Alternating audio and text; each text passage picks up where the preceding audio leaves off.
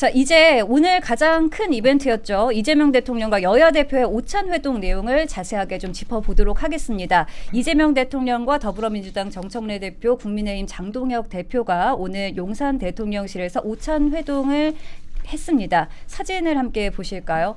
네, 오찬 회동을 앞두고 정청래 대표가 장동혁 대표에게 과연 악수를 할 것인가 주목을 받았는데 결국 악수를 했습니다. 어떻게 보셨습니까?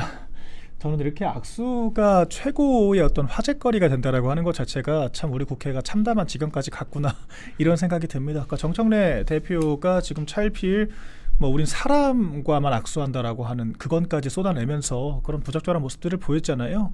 결과적으로 이 대통령이 앞에 그 대통령실까지 가서야 이런 장면이 됐다라고 하는 것은 저희가 좋게 평가하기는 어려운 부분이라고 생각을 하고요. 그나마 다행스러운 점은 지금 여야 경제민생 협의체를 또 만들겠다 이 부분은 합의를 했다라고 합니다. 근데 지금 물론 민주당 입장에서는 저희를 탓하려고 지금 빌드업을 하는 걸 수도 있어요. 그러니까 야당도 참여를 했는데 나중에 사고가 나고 나면 야당도 같이 협의했는데 왜 우리 탓만 하느냐 이렇게 좀 약간 면피성으로 갈 수도 있기 때문에 전 좀 우려가 되기도 하거든요. 근데 저희가 책임을 회피하기 위해서 해야 될 일을 또 안 할 수는 없지 않겠습니까? 지금 노동계약부터 세제 예산까지 너무도 많은 지금 현안들이 산적해 있기 때문에 최소한의 소통 창구를 만드는 건 필요하다라고 생각이 되고요. 그런데 정청래 대표가 솔직히 파트너십을 맺을 수 있는 대상입니까? 저는 아니라고 생각을 하기 때문에 결과적으로 여론의 평가를 두려워하는 이재명 대통령이 중재자 역할을 해야 한다라고 저는 생각을 하고 이런 여야정 회의 자체를 이 자체를 정례화하는 게 좀 필요하다라고 보여져요. 오늘 그나마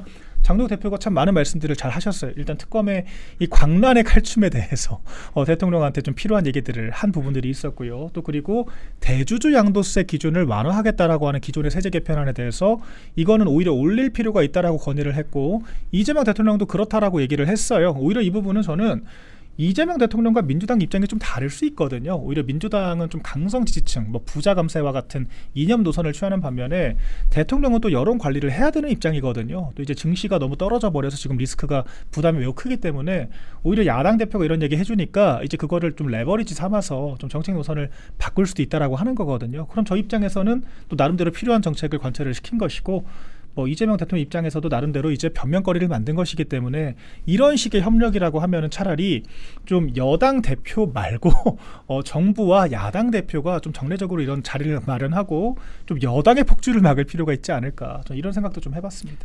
네. 일단은 국민들 보기에는 굉장히 좋은 모습인 것 같아요. 그러나 정치권의 뒷이야기를 살펴보면 성동격서다.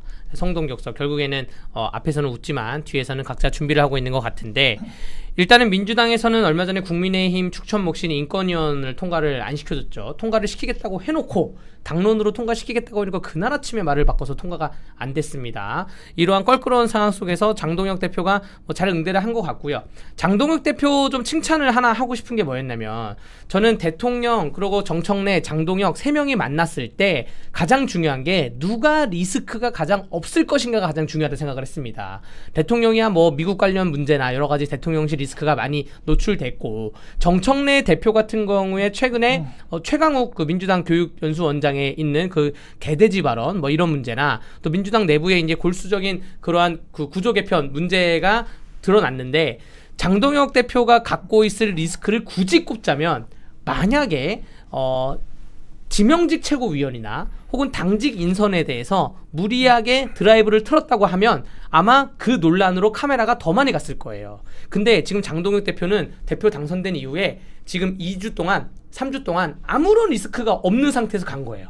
그렇기 때문에 대통령 문제 있지? 막 말할 수가 있는 거고 정청래 대표 문제 있지? 말할 수가 있는 거고 대통령과 정청래 대표는 장동혁 대표한테 그 어떠한 리스크도 갖고 있다고 연민의 눈으로조차 바라볼 수가 없는 겁니다. 그래서 저는 이제는 대통령 만나고 왔으니 당 인선을 마무리할 것 같은데 아무런 리스크 없이 회의장에 올라갔다. 이 부분에 대해서는 굉장히 좀 칭찬을 드리고 싶습니다. 그러니까 장동혁 대표가 지금 굉장히 좋은 포지션에 있는 거예요. 그러니까 이제 와서는 명청대전이라고 하는 게 굉장히 좀 일상적인 표현으로 사용될 정도로 지금 상당한 지금 당정 간의 신경전이 이루어지고 있거든요. 그러니까 이재명 대통령도 친문 계열을 거의 기용하지 않았다라고 평가를 받고 정청래 여당 대표는 보란듯이 친문 계열 중심으로 당을 꾸렸습니다. 이런 것만 보더라도 양측의 긴장 관계는 충분히 읽어볼만 하다라고 생각을 하고요. 사실 순방을 갔다 와서 야당 대표에게 먼저 영수회담을 제안한 것 자체로 굉장히 파격적이고 오늘도 여야정의 형태기는 하지만 야당 대표를 따로 만났거든요. 네. 그러니까 이런 것들이 정청래 대표 입장에선 굉장히 불편할 수가 있어요. 그러니까 역설적으로 정청래 대표도 야당 대표와 파트너십을 맺어야만 행정부를 견제할 수 있는 상황이 되는 거거든요. 그러니까 오히려 국민의힘 야당 대표의 포지션이 그 정부 여당의 어떤 힘겨루기 싸움 이 사이에서 균형추를 맞추는 역할을 하게 될 수가 있다. 그러니까 몸값이 상당히 올라간다. 쉽게 표현해서 그렇게 될 수가 있기 때문에 이런 포지션을 지금 잘 활용하는 게 굉장히 중요하다라고 생각을 하고 실제로 그런 포지션을 활용해서 야당의 역할을 제대로 수행을 해야 저희가 아까 쭉 얘기를 했던 우리 국가가 이렇게 큰 위기에 지금 봉착을 해 있거든요. 이런 상황을 최대한 균형을 잡을 수 있는 역할을 할 수가 있다. 이렇게 생각이 됩니다. 네. 변호사님께서는 장 대표가 단독 회담을 제안한 이유 어떻게 보셨습니까? 그 정청래 없이 영수회담을 제대로 하자라는 것이고 단독회담은 사실 대통령에게 의견 제시도 하면서 또 민주당의 국회 내의 각종 횡포, 입법 막는 주의에 대해서 이건 대통령이 어떻게 좀 견제를 좀 해줘야 되는 거 아니냐. 그러한 정당과 정부 간의 관계에 대해서는 이거는 견제를 해줘야 되는 거 아니냐. 편하게 얘기하기 위해서 단독회담을 제안한 것 같고요.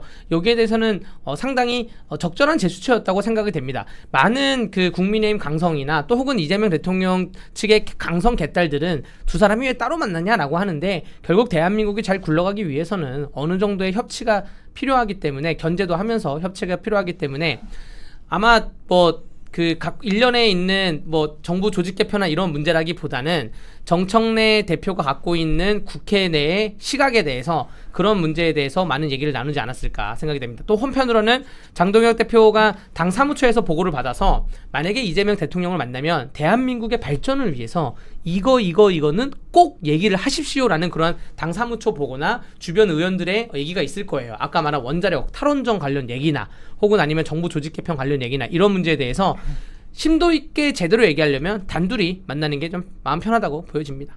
네. 또 하나 좀 짚어볼 것이 주말 내내 화제가 된 게 있습니다. 아까 전에 대변인님께서도 말씀하셨지만 관봉권 띠지 유실 사건인데요. 증인으로 출석한 수사관이 의원들의 추궁에 기억이 나지 않는다라는 대답을 반복하면서 파장이 커졌죠. 이에 이재명 대통령은 검찰이 아닌 법무부가 지정하는 특검이 수사하도록 검토하라, 또 상설 특검 방안까지 포함해 강구하라고 지시했는데요. 이 대통령의 지시는 어떻게 보십니까? 좀 과도하다라고 생각이 되죠. 그러니까 수사관이 사실 뭘 잘 모르는 상태였다라고 하는 게 어제 청문회를 보신 분들은 다 좀 느꼈을 거예요. 이 수사관이 뭘 그렇게 의도성을 가지고 악의적으로 그런 행동을 했다고 이렇게까지 추궁을 하나.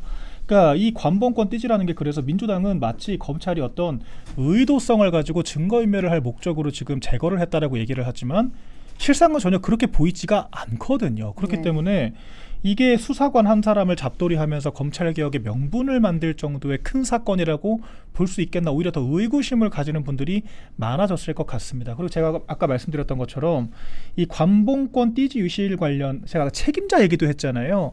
책임을 물을 거면 명확하게 책임 소지가 있는 사람을 지정해서 그 책임자들을 중심으로 책임을 물어야 맞는 건데 외려 검찰에서 주요한 이런 정권 수사를 맡았던 사람들은 지금 3대 특검으로 다 파견을 가했습니다. 그러니까 막상 책임질 수 있는 위치에 있는 사람들이 책임을 묻고 있는 그런 황당한 상황에 놓인 것이고 수사관 한 사람만 지금 추궁을 당하고 있는 그런 형국이잖아요. 그러니까 이런 것들을 과연 누가 적절하다라고 볼 것인지, 그리고 나중 가서 저희가 검찰개혁의 부작용들이 전 금방 드러날 거라고 생각을 하거든요. 그때 가서는 대체 이 띠지가 뭐라고, 그때 이 하나 가지고 그렇게까지 검찰개혁을 강도 높게 밀어붙였는가, 속도전만 강조를 했는가, 이런 비판을 받을 수밖에 없는 상황이 조만간 올 거라고 생각이 됩니다.